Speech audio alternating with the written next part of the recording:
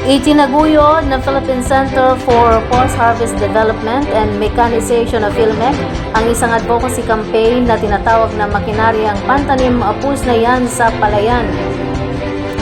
Hangarin nitong palakasin ang agricultural mechanization na nakatutok sa paggamit ng crop establishment technologies sa mga RCEP farmers, cooperative and association o FCA recipients na ginanap sa Gimba, Nueva Ecija kamakailan.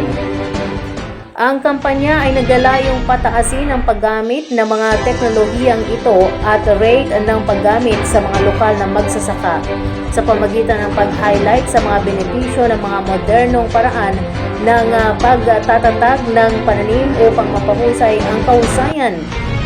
Bawasan ang mga gastos sa paggawa at sa huli ay mapabuti ang mga ani ng pananim.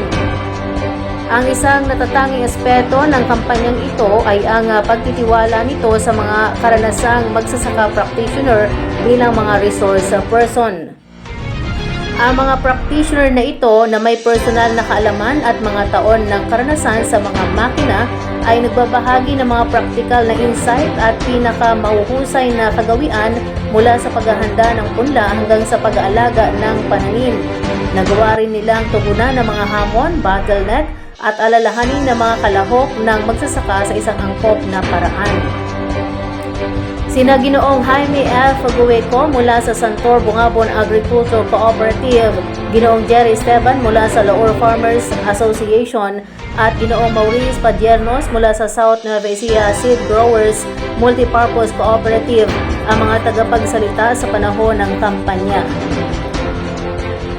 May kabuang 50 miyembro ng FCA mula sa lalawigan ng Nueva Ecija ang dumalo sa kampanya sa suporta at koordinasyon ng Municipal Local Government Unit o MLGU ng Gimba.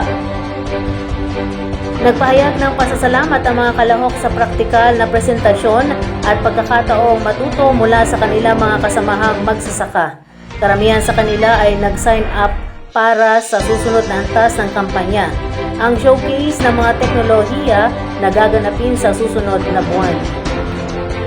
Ngayong taon, magsasagawa ang PhilMec ng 5 advokasya na kampanya sa mga lalawigang gumagawa ng bigas sa bansa.